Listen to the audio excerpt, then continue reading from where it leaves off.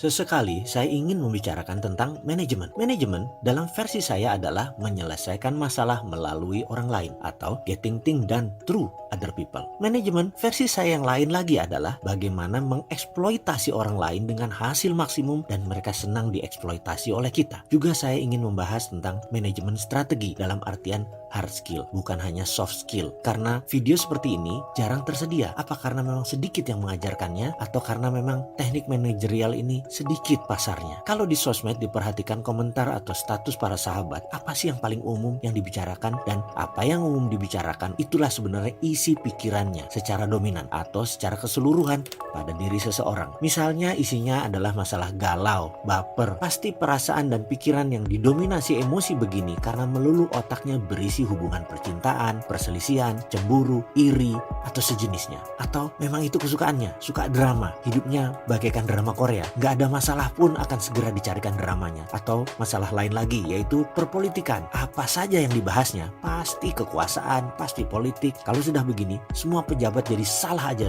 di mata mereka. Kayak saya, apa saja seorang yang namanya si sakit pinggang itu lakukan, pasti saya salahin dia. Siapa ya sakit pinggang tuh? Low back pain kalau nggak salah namanya. Itulah otak saya yang merasa low back pain inilah yang buat masalah di Indonesia. Tapi mungkin saya salah ya. Oke, kita pindah ke topik isi otak seseorang. Kalau isi otaknya pebisnis itu bagaimana? Ini yang menarik. Seperti cerita seorang pebasket legenda bernama Earvin Magic Johnson yang pernah meminta pemilik LA Lakers, Jerry, untuk jadi mentor bisnisnya. Ketika di tahun 87, Magic Johnson masih pemain NBA aktif, namun dia ingin menjadi pebisnis seperti Jerry. Jerry balik bertanya, "Apa yang Anda baca pertama kali ketika membuka koran pagi?" Magic menjawab, "Sport page, of course. I'm a sportman." Jerry langsung jalan dan tidak menjawab pertanyaan Magic Johnson tersebut. "Will you be my business mentor?"